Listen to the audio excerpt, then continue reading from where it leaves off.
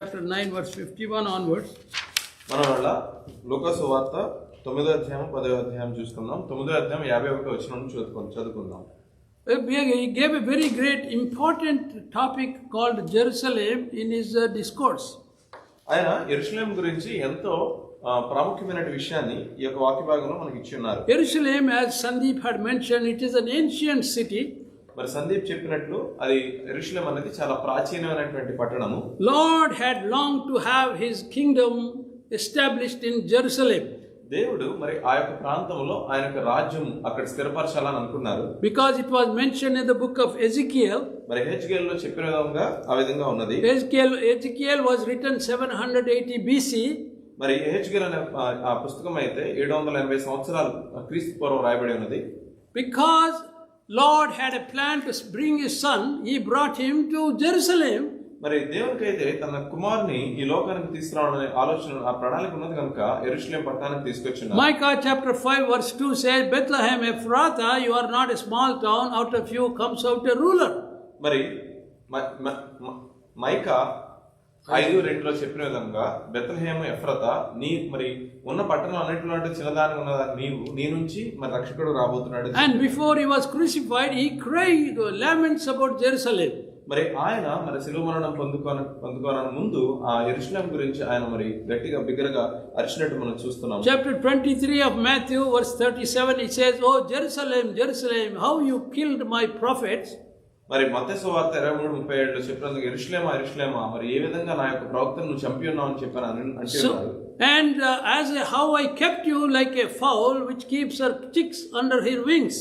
మరి ఏ విధంగా అయితే మరి నేను ఆ యొక్క పక్షి తన రెక్కల చాటు ఇందాకైతే దాచిపెడుతున్నది ఆ విధంగా నేను దాచి ఉన్నాను కదా. So now 9:51 we see, and it came to pass when the time has come that he should be received up, he steadfastly set his face to go to heaven, to go to Jerusalem. ఆయన పరమునకు చేర్చుకొనబడి దినములు పరిపూర్ణమగుచున్నప్పుడు ఆయన యెరూషలేమునకు వెళ్ళుటకు మనసు స్థిరపరచుకొని తనకంటే ముందుగా దూతలను పంపెను. వారు వెళ్లి ఆయనకు బస సిద్ధం చేయవలని సమరయుల గ్రామంలో ప్రవేశించరు గాని. That is preamble to his last supper. మరి ఆ ప్రభురాత్రి భోజనం ముందు జరుగుతున్నటువంటి విషయం అది. So that is what Lord said, I am going to be crucified in Jerusalem. మరి ప్రభువు చెప్తూ ఉన్నాడు, మరి నేనైతే ఆ యొక్క యెరూషలేం పట్టణంలోనే మరి సిలువ వేయబడబోతున్నాను. I will be lifted up to the Father, and in Jerusalem this is going to happen. నేను మరి పరలోకానికైతే వెళ్ళిపోతాను, అక్కడ నుంచి యెరూషలేం పట్టణంలో జరుగుతుందని చెప్తున్నారు. Gospel according to Luke is a very vivid description of what Lord had done by the doctor called Luke. మరి ఈ లూకా రాసినటువంటి ఆ యొక్క లూకా మరి వైద్యుడై ఉండి దేవుడు ప్రభు చేసినటువంటి కార్యాలన్నీ కూడా చాలా చక్కగా ఈ యొక్క పుస్తకంలో మన కొరకు పొందుపరిచారు. So see the importance of the city of Jerusalem. మరి ఆ యెరూషలేం పట్టణానికి సంబంధించిన ప్రాముఖ్యత కూడా ఈ యొక్క గ్రంథంలో మనం చూడొచ్చు. Lots of prophecies are told about Jerusalem in Jeremiah chapter 29 verse 11 onwards. మరి ఇర్మియా గ్రంథం 29:11 అధ్యాయం నుంచి మనం చూసినట్లయితే ఎన్నో ప్రవచనాలు మరి యెరూషలేం పట్టణం గురించి మనకి చెప్పబడి ఉన్నవి. This Jerusalem was a forgotten city when the children of Israel ran away from that place during the first century onwards. మరి ఆ యొక్క మొదటి మరి సెంచరీ నుంచి మనం చూసినట్లయితే కనుక ఇజ్రాయెల్ జనాంగం అక్కడి నుంచి వెళ్ళిపోయారు. కాబట్టి యెరూషలేం పట్టణం అనేది మరుగుపడినటువంటి స్థలంగా ఉన్నది. It was there but it was not prominent. మరి ఉన్నది కానీ మరి అంత ప్రసిద్ధి కాంచింది కాదు. When the Lord was crucified, Jerusalem was the central point for all the Jewish people who lived there to worship the Lord in Jerusalem. మరి ఆ యొక్క ప్రభువు మరి శిలువ మరణం పొందుకున్న సమయంలో అయితే యూదులు అక్కడ యెరూషలేం పట్టణంలో ఉండి మరి దేవుని మరి ఆరాధించినటువంటి వారుగా అక్కడ ఉన్నారు. When the Muslims occupied, it became a forgotten city.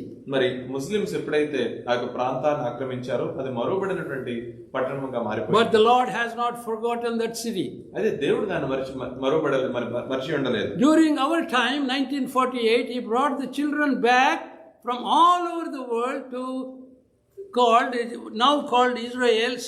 Its capital Trump had made recently as Jerusalem.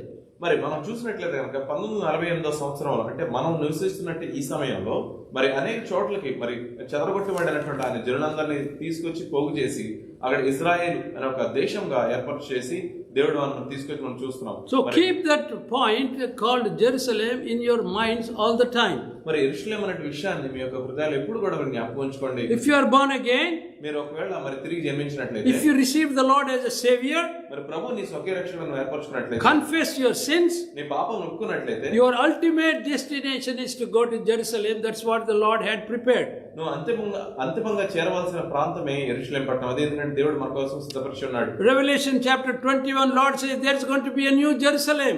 మరి ప్రకటన గ్రంథము 21వ అధ్యాయంలో చెప్పినట్టు ఒక నూతన యెరూషలేము మరి కట్టబడుతుందని చెప్పాడు. That is not worldly at all. అది మరి ఈ లోక సంబంధమైనది కాదు. There is no temple in New Jerusalem. మరి యెరూషలేం పట్టణంలో మరి మందిరం అయితే లేదు, కొత్త మందిరం లేదు. Because Father and Son are going to be the temple there. మరి తండ్రి కుమారుడే మరి మన కొరకు మందిరమై ఉన్నారు. There will not be sun or moon. మరి అక్కడైతే మరి సూర్యుడు చంద్రుడు ఉండడు. We are going to live there forever. మనం అక్కడే మరి ఎల్లకాలం నివసించబోతున్నాం. Keep that in mind, that we are not a lost children till we knew the Lord. అయితే మీరు గమనించండి, మీ యొక్క హృదయంలో ఉంచుకోండి, మరి మనం ఎంత మాత్రం కూడా విడబడినట్టు విడడం కాదు, ఎందుకంటే మనకు ప్రభు తెలుసు కనుక. Lord sought us and saved us. మరి ప్రభు మనం కనిపెట్టి మనం మనకు రక్షించుకున్నాడు. We are named under His name. మరి ఆయన నామంలోనే మనం మన నామం. We are His loving children. మనం ఆయన ప్రేమించినట్టు బిడ్డలుగా ఉన్నాం. But we should not become like what we read in Zephaniah, a rebellious children. అయితే మనం పొద్దున చదివినట్లు జెఫన్యాలో చెప్పిన విధంగా మనం దేవుని వ్యతిరేకించేటువంటి బిడ్డలుగా ఉండకూడదు. All the minor prophets were wailing about the status of children of Israel. మరి ఇక్కడ బైబిల్లో చెప్పినటువంటి మరి మైనర్ ప్రవక్త అందరూ వాళ్ళు చెప్పిన అన్నిట్లో కూడా ఈ ఇజ్రాయెల్ జనాంగం అంతా కూడా దేవుని వ్యతిరేకంగా ఉన్నారని చెప్పారు. That's what we have been meditating for so many Sundays about various minor prophets. మరి ఈ యొక్క ప్రవక్తల గురించి మనం అనేక వారాల నుంచి మనం ఇదే నేర్చుకుంటున్నాము. Common theme was people who rebelled against the Lord. Lord was grieving and used so many prophets to bring that point. మరి మనం చూసినట్లయితే ఎంతో మంది ప్రవక్తల ద్వారా దేవుడు ఇదే విషయాన్ని చెప్తున్నాడు. మీరు నా నుంచి వెళ్ళిపోయి ఉన్నారు, నాకు వ్యతిరేకంగా ఉన్నారన్న విషయాన్ని గురించి దేవుడు బాధపడి వాళ్ళ ద్వారా మాట్లాడుతూ చూస్తున్నాం. So today we are going to see chapter 10 of Luke chapter 10. మరైతే ఇవాళ మనం లూకాసు వార్త 10వ అధ్యాయం చూసుకుందాం. Because there is an interesting story, all of you know, it's called Good Samaritan. So even Sandeep knows. అయితే అందులో ఎంతో మంచి మరి కథ ఉన్నది. ఆ యొక్క మంచి సమరయుడి గురించి మనం ఇవాళ చూడబోతున్నాం. Because Samaritans, we always take that they are the part of Israel, but they are not belonging to Israel. అయితే మనం గమనించినట్లయితే ఆ ఇజ్రాయెల్ ప్రాంతానికి భౌతికంగా ఈ సమరయులందరూ అక్కడ ఉన్నట్టుగా మనం చూస్తాం, కానీ ఆ ఇజ్రాయెల్ జనాంగంలో వాళ్ళు భాగస్థులుగా అయితే లేరు. Because Israeli kingdom was divided in two parts when after Solomon. ఎందుకంటే ఇజ్రాయెల్ మరి రాజ్యం అనేది రెండు భాగాలకు విడిపోయినది మరి సొలొమోను తర్వాత. In the south is Judea, మరి దక్షిణ భాగంలో యూదయ ప్రాంతం ఉన్నది. in the north is Samaria, మరి ఉత్తర భాగంలో సమరయ ప్రాంతం ఉన్నది. but whoever belongs to Samaria are not Samaritans. మరి ఆ యొక్క సమరయ ప్రాంతంలో ఉన్న వాళ్ళందరూ కూడా మరి సమరయులు కాదు. Jewish people, they are kings and they ruled that Samarian area.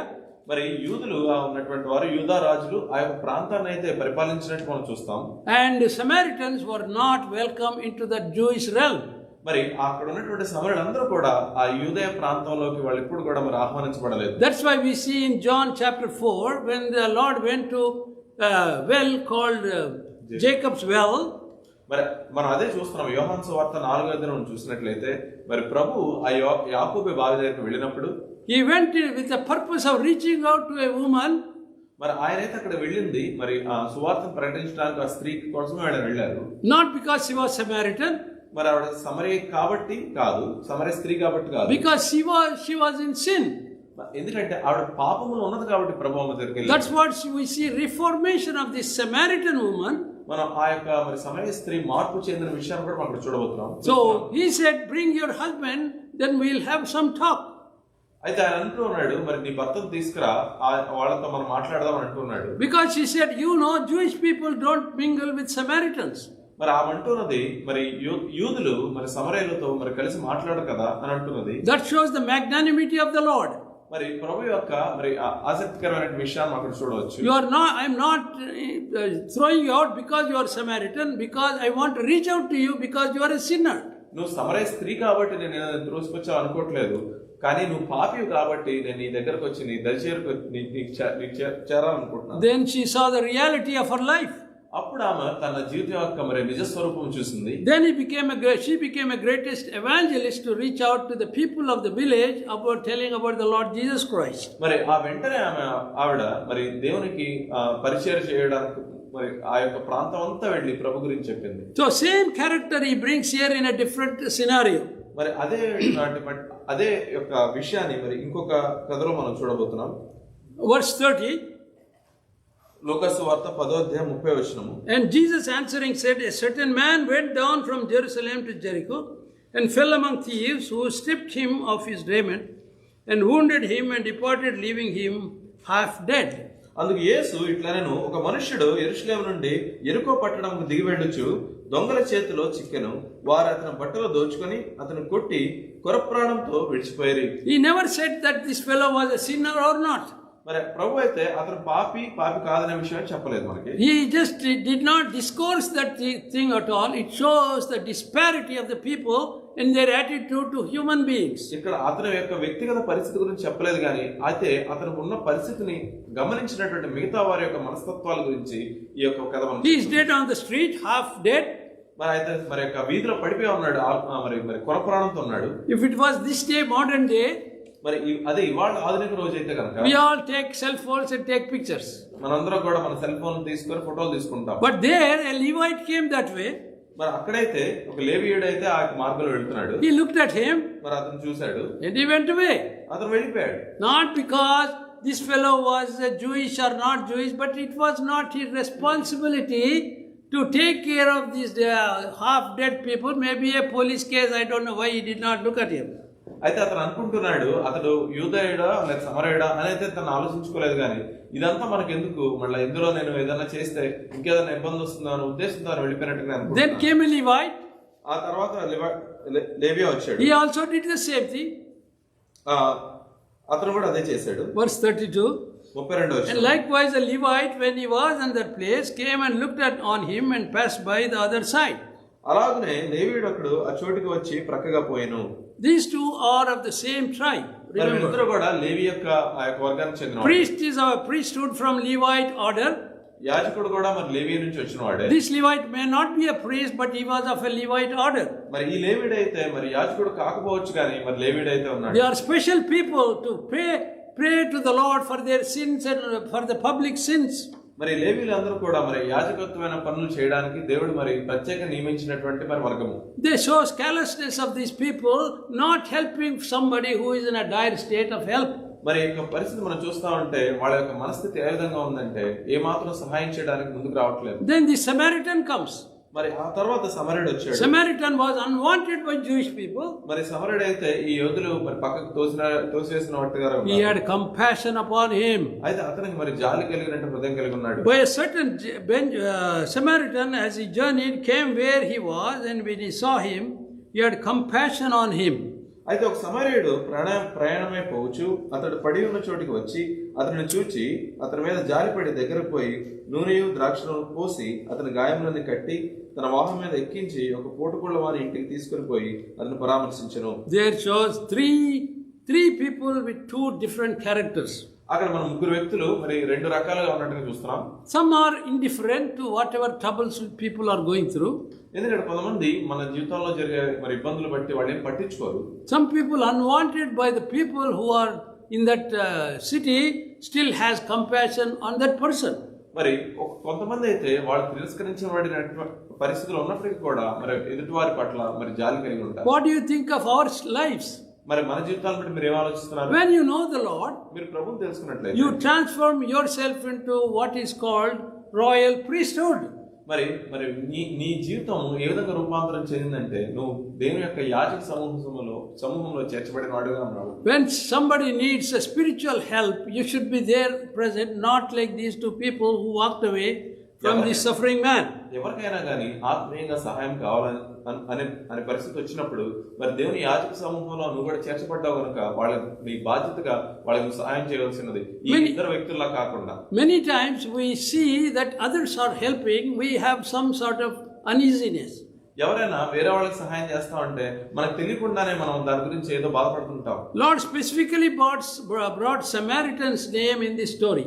దేవుడు మరి ఒక మంచి ఉద్దేశంతోనే ఈ సమరయుడి గురించి ఈ యొక్క వాక్యంలో చెప్తున్నాడు. To teach the crowd that Samaritans are not far away from you physically in any sense.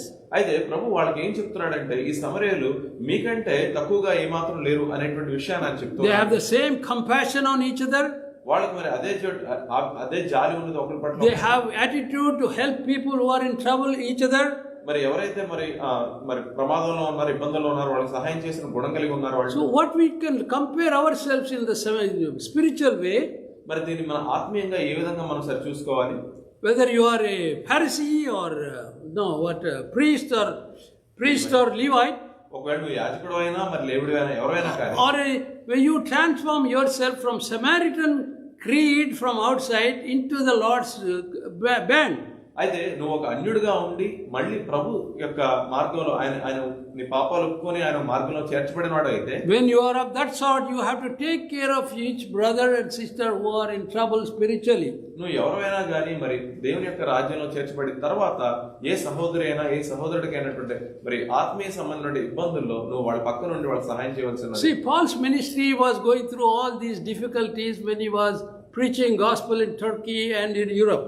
మరి ఆ టర్కీ మరి ఐరోపా ప్రదేశాల్లో మరి వాక్య పరిచయం చేస్తున్నప్పుడు పౌలు మరి అనేక సందర్భాల్లో ఇలాంటి మరి ఇబ్బందులన్నిటి గుండా వెళ్తున్నట్టు మనం చూస్తున్నాం. He had a partner called Barnabas. మరి ఆయనకైతే సహచరుడుగా బర్నబాస్ ఉన్నాడు. Young people, they were laid on hands and sent on a ministry. మరి వాళ్ళు యవనస్తులు, వాళ్ళ మీద చేతులు ఉంచబడి మరి వాళ్ళు దేవుని యొక్క పరిచర్యకు పంపబడడం. But their outlook for the gospel was of a different attitude.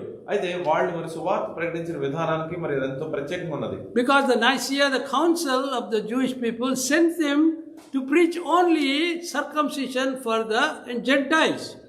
ఎందుకంటే ఆ నైసియా మరి సంఘం ఏదైతే ఉన్నదో మరి యూదులుగా ఏర్పరిచిన సంఘము మరి వీళ్ళని ఆ యొక్క అన్యులకు మాత్రమే ఆ సున్నతి గురించి చెప్పబడి పంపించి ఉన్నారు వాళ్ళు. Because Paul had a personal encounter with the Lord on the way to Damascus. మరి పౌలు అయితే ప్రభువుని ప్రత్యేకంగా ఆ యొక్క దమస్కెళ్ళే దారిలో ప్రభువుని ప్రత్యేకంగా కలుసుకున్నాడు. He knew what is the gospel. ఆయనకు తెలుసు సువార్త అంటే ఏంటని. So he relentlessly preached the gospel to the people that you believe in the Lord Jesus Christ. He suffered for you.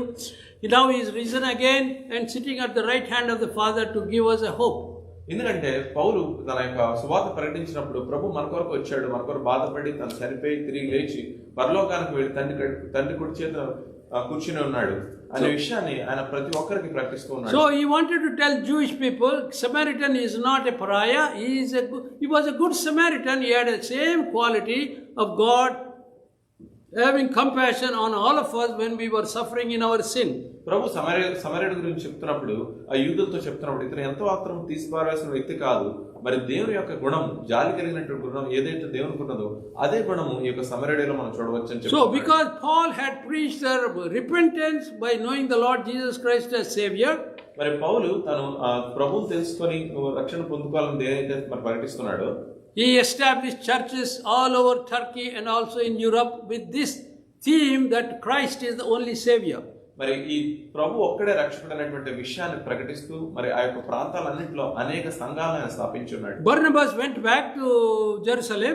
మరి బర్నబాస్ అయితే యెరూషలేం వెళ్ళాడు. Because he did not want to go against the Nicene instructions of preaching on the gospel of Jesus Christ. మరి అతనైతే మరి Nicaea వాళ్ళు మరి ఏదైతే చెప్పారో మీరు సున్నత గురించి చెప్పండి అనే విషయం చెప్పారో దానికి మరి వ్యతిరేకంగా చేయకుండా ఉండడం కోసం ఆయన తిరిగి యెరూషలేం పట్టణానికి వెళ్ళాడు. That's why Paul was very vehemently opposing this sort of attitude of Jewish people in the epistle of Paul to Romans.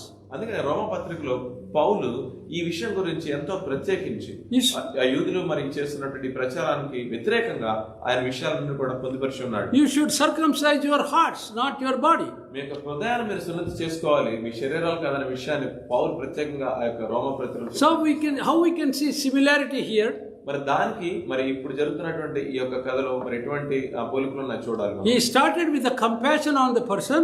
మరి ఆ సమరయుడు అయితే ఆ బాధపడుతున్న వ్యక్తి పట్ల ఎంతో జాలి కలిగి మరి అతన్ని చూసుకుంటూ took care of his needs, took him to an inn. మరి అతని అవసరాలను తీర్చాడు, తన ఒక దగ్గరలో ఉన్నటువంటి మరి ఒక ప్రదేశాన్ని తీసుకెళ్ళాడు. He applied oil to his wounds. మరి అతనికి కావాల్సినటువంటి ఆ గాయాలకు మందు వేశాడు. That's what Lord did for us. మరి ప్రభు మన కొరకు చేసింది అదే. He was pariah for us for so many years before we knew him as a savior. మరి ఆయన మరి మన ప్రభువుని తెలుసుకోక మునుపు మన ప్రభువుకి చాలా దూరస్తులుగా ఉన్నాము. But he had compassion on our body and our spiritual life. అయితే మన యొక్క మరి పరిస్థితి బట్టి ఆయన ఎంతో జాలి కలిగి మన ఆత్మీయ పరిస్థితిని ఆయన దగ్గర నుంచి చూస్తూ Even now, if you reach out to gospel with somebody who is far away from the Lord, ఇవాటి కూడా మీరు ఎవరికైనా సరే సువార్త ప్రకటించాలని మరి వాళ్ళని కనుగొని వెళ్తున్నట్లయితే they will say he is like Samaritan. I don't want him in my life. వాళ్ళు అనుకోవచ్చు మరి అతను సమరయుడు, మరి మాకు అతను అక్కర్లేదని వాళ్ళు అనుకోవచ్చు. But we have to pray for them.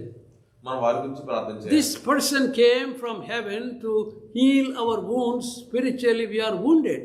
మరి ప్రభు అయితే పరలోకం నుంచి లోకానికి వచ్చాడు, ఎందుకంటే ఆత్మీయంగా మనకు తగిన గాయాలన్నింటినీ మనం మాన్పడానికి. Once you know the Lord as Savior, ఒక్కసారి నువ్వు ప్రభువుని తెలుసుకున్నట్లయితే your attitude changes in totality. నీ యొక్క ప్రవర్తన, నీ ఆలోచన విధానం సంపూర్ణంగా మారిపోతుంది. You should never worry about your welfare or safety or anything. God said, I am going to take care of you.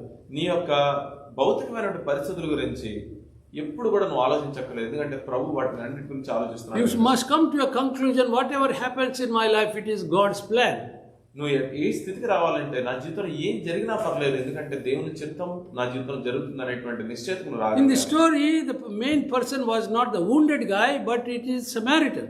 ఈ యొక్క మరి కథలో మరి ఆ గాయపడిన వ్యక్తి గురించి కాదుగా మనం చూడాల్సింది, ఆ సమరయుడి గురించి మనం చూడాలి. But for us, it is always the wounded man. అయితే మనమైతే ఎప్పుడు కూడా ఆ గాయపడిన వ్యక్తిని మనం చూసుకుంటాం. It is my life. ఇది నా జీవితం. I am suffering.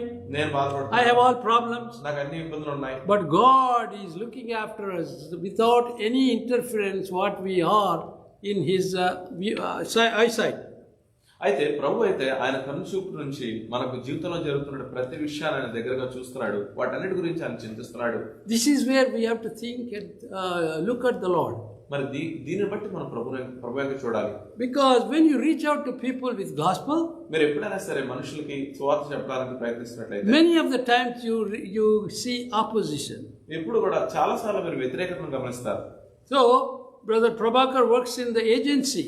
మరి ప్రభాకర్ గారు ఆయన ఏజెన్సీ ప్రాంతంలో, because it is a thick forest, the tribal people live proliferately there.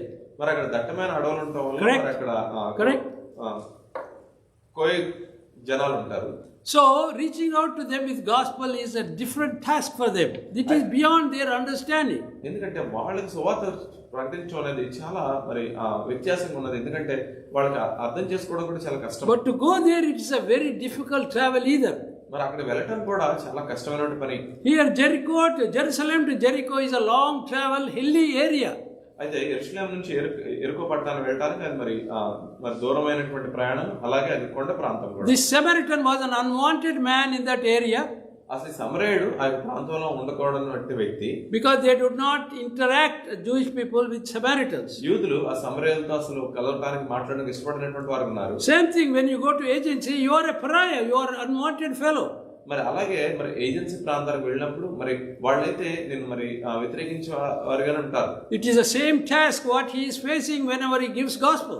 మరి సమరయుడు అయితే ఏ విధంగా అయితే ఈ పరిస్థితిని ఎదుర్కొంటున్నాడో అదే విధంగా మరి నువ్వు కూడా అదే పరిస్థితి ఎదుర్కొంటావు. But if anybody receives the Lord as Savior, మరి కానీ ఎవరైనా కానీ ప్రభువుని తెలుసుకున్నట్లయితే it is a worthwhile life for him who changed his life.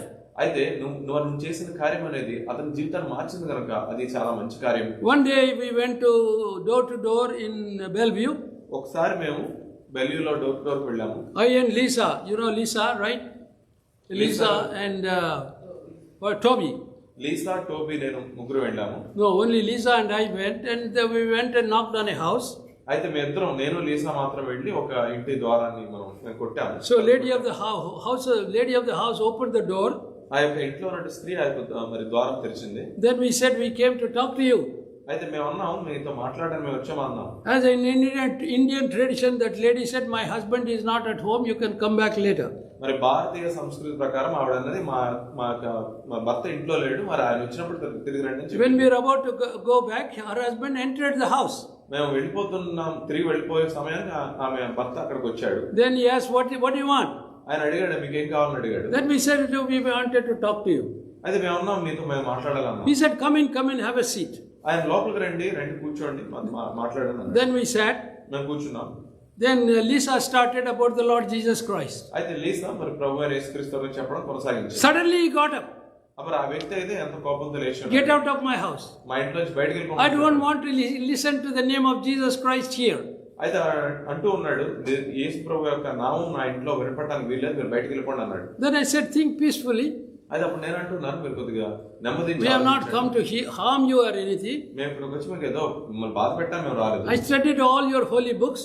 మీ యొక్క పవిత్ర గ్రంథాలు మేము చదివాను. Have you read the Bible? మరి నీవు Bible చదివావా? He said, no, I have not read it. ఆయన అన్నాడు, నేను చదవలేదు అన్నాడు. Then I started my dialogue. అప్పుడు నేను నా మాట్లాడడం మొదలుపెట్టాను. Later we stayed there for 1 hour. నేను అక్కడ ఒక గంట అయితే ఉన్నాను. Gave the gospel. వాకింగ్ చెప్పాను. But first reaction for that person was, get out, because I am a member of hardcore Hindu community. అయితే ఆయన యొక్క మొట్టమొదటి మరి రెస్పాన్స్ అయితే బయటకు వెళ్ళిపోండి అన్నాడు. ఎందుకంటే ఆ యొక్క హిందూ సమాజానికి ఆయనకి చాలా అక్కడ మెంబర్ గా ఉన్నాడు. Those people reject Christ, saying that he is a Samaritan in this case, as we see in this story. అయితే ఈ యొక్క సమరయుడు కథలో మనం చూసినట్లు ఎన్నో సార్లు సువార్త చెప్పినప్పుడు మనం వ్యతిరేకంగా మనం చూస్తాం. They don't want to hear the name of the Lord. ఎందుకంటే వాళ్ళు ప్రభు యొక్క నామం వినడానికి ఇష్టపడరు. But we have to be at it. కానీ మనం దాని గురించి మనం Pray that Lord may open the doors for anybody to listen to the gospel. మనం ప్రభువుకు ప్రార్థన చేయాలి, ఆ యొక్క ద్వారం తెరిచి ఎవరైనా కానీ దేవుని సువార్త వింటారు. Isaiah 55 says, the word spoken will not come back void. అయితే యెషయా గ్రంథం 55 చెప్పినట్టు వాక్యము వెళ్ళిన వాక్యం ఎప్పుడు నిరర్థకం కాదు అని చెప్పినట్టు మనం జ్ఞాపకం We have to learn from this story of Good Samaritan. ఈ యొక్క మంచి సమరయుడు మనం నేర్చుకోవాల్సిన విషయం ఏంటంటే, Lord is considered as an unwanted person, but still he is there to help us when we are in trouble. ప్రభు అయితే మరి అవసరం లేని వ్యక్తిగా మరి ఎంచబడ్డాడు, కానీ మనం మరి మన ఇబ్బందుల్లో ఉన్నప్పుడు ఆయనే మనకు సహాయకుడిగా ఉన్నాడు. What trouble we have? మనకున్న ఇబ్బందులు ఏంటి? All have sinned and come short of the glory of God. మనందరం పాపం చేసి దేవుడు అనుగ్రహించే మహిమ పొందలేదు. Colossians 1:27 says, కొలస్సీ 1:27 చెప్తుంది, Christ in you, the hope of glory. అయితే మరి నీలో ఉన్నటువంటి క్రీస్తు మన మహిమ నిరీక్షణ ఉన్నాడు. Unless you are out of understanding that Christ, unless he enters into my heart, I have no life. అయితే నీ జీవితంలో ప్రభు నా యొక్క హృదయంలోకి వస్తే తప్ప నాకు జీవితం లేదని అర్థం చేసుకుంటే తప్ప, until that time you consider Christ as a Samaritan in your life. అప్పటి వరకు కూడా నీ జీవితంలో నువ్వు క్రీస్తును ఒక సమరయుడిగానే చూస్తున్నావు. Unwanted, అవసరం లేదు, not having any relation with him. ఆయనతో ఎటువంటి సంబంధం నాకు అక్కర్లేదు. But once you know him, కానీ ఎప్పుడైతే ప్రభు తెలుసు, your life is going to totally change. నీ జీవితం సంపూర్ణంగా మారుతుంది. He has compassion upon us. ఆయన మన పట్ల జాలి కలిగి ఉన్నాడు. In chapter 23 of Ezekiel, Lord said, two babies I washed, they were still with blood, and I made them my daughters.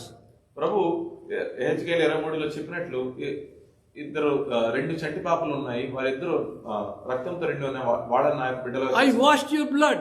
నేను వారి యొక్క రక్తాన్ని I clothed you. నేను నీకు బట్టలు ఇచ్చాను. Made you, gave you my name. నీకు నా నామాన్ని ఇచ్చాను. Of course, this is comparison to Judea and Samaria in the word of God. అయితే ఇది యూదయ సమరయులకి మరి వర్తిస్తున్నది. We are all like that. We are all full of sin. మనం కూడా అదే విధంగా ఉన్నాం, పాపంతో నిండిపోయి ఉన్నాం. Lord is there to have mercy upon us. మరి ప్రభు అయితే మన పట్ల కనికరం కలిగి ఉన్నాడు. Receive him as our savior. మరి ప్రభువుని మనం స్వీకరించాలి ప్రభు రక్షకుడిగా. Samaritan had compassion on this wounded man. ఆ సమరయుడికి గాయపడిన వ్యక్తి పట్ల ఎంతో మరి ఆ యొక్క హృదయం కలిగి ఉన్నాడు. And then he took him and put him in an inn. మరి ఆయన అక్కడ తీసుకువెళ్ళి అక్కడ దగ్గరలో ఉన్నటువంటి ఒక ఇల్లులో ఉంచాడు. ఒక పూటకోళ్ళ ఇంటి దగ్గర ఉంచి ఉన్నాడు. Then he gave adequate money to look after him. ధనం ఇచ్చాడు. Likewise, Lord is there to take us into his fold.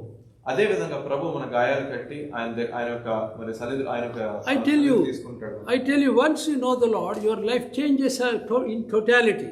నేను చెప్తూ ఉన్నాను మీకు జీవితంలో ప్రభువుని తెలుసుకున్న తర్వాత మీ జీవితం సంపూర్ణంగా మారుతుంది. He said 27 years he did not know the Lord. Sandeep in the morning.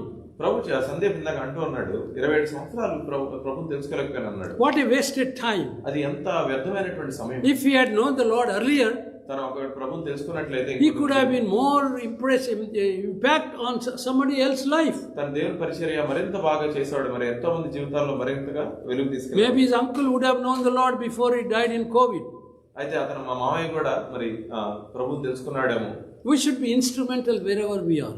మనం ఎక్కడున్నా కానీ ప్రభువుకి ఉపయోగపడేవారుగా ఉండాలి. Lord prayed in Luke chapter 11. ప్రభు ఈ యొక్క లూకాసు వార్త 11వ అధ్యాయంలో ప్రార్థన చేస్తున్నాడు. Verse 1. And it came to pass that as he was praying in a certain place, when he ceased, one of his disciples said unto him, Lord, teach us to pray as John also taught his disciples. ఆయన ఒక చోట ప్రార్థన చేయుచుండెను. ప్రార్థన చాలించిన తర్వాత ఆయన శిష్యుల్లో ఒకడు, ప్రభువా, యోహాను తన శిష్యులకు నేర్పినట్లుగా మాకును ప్రార్థన చేయ నేర్పమని ఆయన అడిగాను. This is recited in all denominational churches regularly. అన్ని రకాల సంఘాలలో ఈ యొక్క ప్రార్థన అయితే మరి చెప్తూ ఉంటారు. Many people don't understand the meaning why Lord taught this prayer. చాలా మందికి ప్రభు యొక్క ప్రార్థన ఎందుకు చెప్పాడనే విషయం అయితే అర్థం కాదు. Because the Lord is in heaven. మనం ఆలోచించాల్సింది ఏంటంటే ప్రభు పరలోకంలో ఉన్నాడు. Our Father who is in heaven, hallowed be thy name. తండ్రి నీ నామం పరిశుద్ధపరచును గాక, నీ రాజ్యము వచ్చును గాక. So when he is in heaven, ఆయన పరలోకంలో ఉన్నప్పుడు how is he going to listen to the prayer? మన ప్రార్థన ఎలా వింటాడు? In between we have the Lord Jesus Christ. He is a mediator for us. ఎందుకంటే తండ్రికి మనకు మధ్యన మన కుమారుడైనటువంటి మన ప్రభు అయిన క్రీస్తు ఉన్నాడు. ఆయన మనకు మధ్యవర్తిగా ఉన్నాడు. If we look at that relational issue, మనం ఆ యొక్క మనకి దేవునికి ఉన్నటువంటి ఆ యొక్క చెడిపోయినటువంటి ఆ యొక్క బంధం మనం చూసినట్లయితే, relational, not broken, relational అంటే సంబంధ బాంధవ్యం మనం చూసినట్లయితే, always Christ is in the center. క్రీస్తు ఎప్పుడు మనకి దేవునికి మధ్యన ఉన్నాడు. Only you can reach Father through his Son. మనం ప్రభు ద్వారా తప్ప తండ్రి దగ్గరికి ఎవరూ వెళ్ళలేడు. That's what he is trying to teach his disciples. మరి ఆయన శిష్యులకు ఆ విషయాన్ని ఆయన బోధిస్తున్నాడు. I am here. నేను ఇక్కడ ఉన్నాను. I am teaching you how to pray. నేను మీకు చెప్తున్నాను ఎలా ప్రార్థించాలి. You have to pray to the Lord. మీరు దేవునికి ప్రార్థన చేయండి. It is impossible for us to reach the Father directly. మనం తండ్రిని మరి చేరుకోవడం అనేది అసాధ్యం మనకి. Because that's what Lord makes us perfect to be presentable to him. అందుకనే ప్రభు మనల్ని సంపూర్ణంగా చేసి మరి దేవుని ఎదుట మనల్ని సిద్ధపరుస్తున్నాడు. So we'll look at chapter 11 next week. మనం వచ్చే వారం 11వ అధ్యాయం మరింత లోతుగా చూద్దాం. Let's pray. ప్రార్థన చేసుకుందాం. Loving and heavenly Father, wonder working God, we want to thank you, praise your name, guide us, teach us whatever you have taught. Oh Lord, enable it to penetrate our hearts. Oh Lord, provide your guidance in our lives that we walk right in sight of you and our sight of the world, that we may be righteous forever in your sight. We ask all these things in the name of our Lord and Savior, Jesus Christ. Amen. Now, love of the Father, grace of the Lord Jesus Christ, and the fellowship of the Holy Spirit be with us all now and forever. Amen. Amen. You are dismissed.